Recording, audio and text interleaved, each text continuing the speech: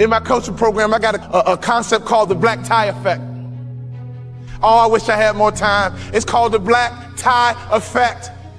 If you don't own your own tuxedo and go to at least 6 to 10 black tie events in your market, you suck. There's no better way for you to distinguish yourself as a top business leader in your area than to go to black tie events. I didn't say fundraiser. Black tie events attract the top businessmen in your area. And what happens at a black tie event? You sit at a table, and in America we ask 2 questions. What are those 2 questions? What is your name? And what do you do? What is your name? And what do you do?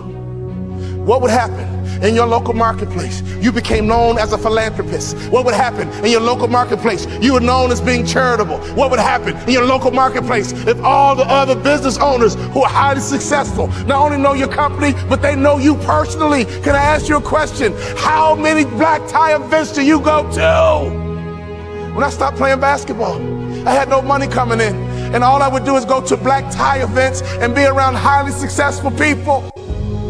And I would sit at the table. They would ask me my name.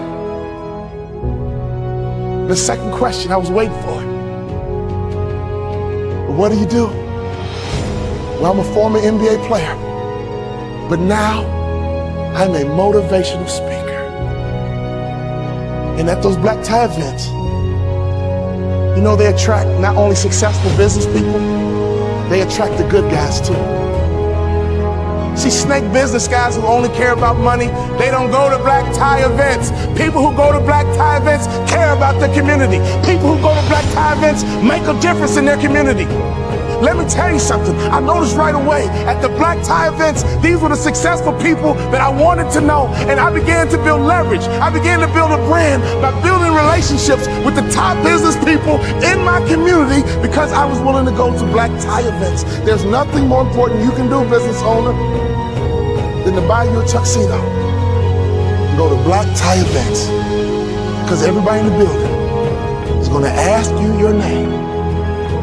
And they're going to ask you what you do.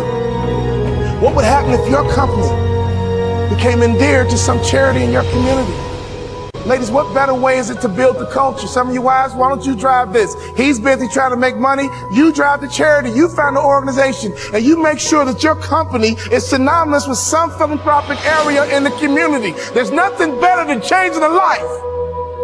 There's nothing better than blessing somebody who's less fortunate.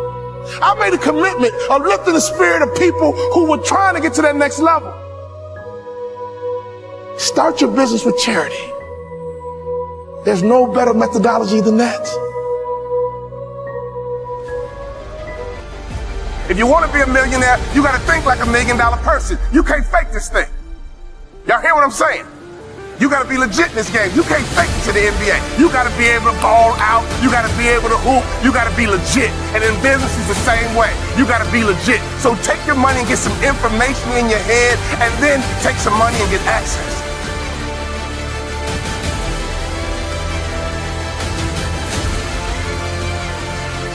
Do you guys know the studies show the better we look, the more money we make? Which means your website should pass the eyeball test. Your truck should pass the eyeball test. Your people should pass the eyeball test. You should pass the eyeball test.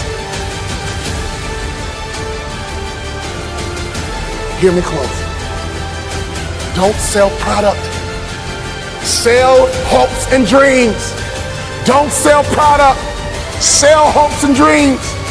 Don't sell product again. Sell hopes and dreams.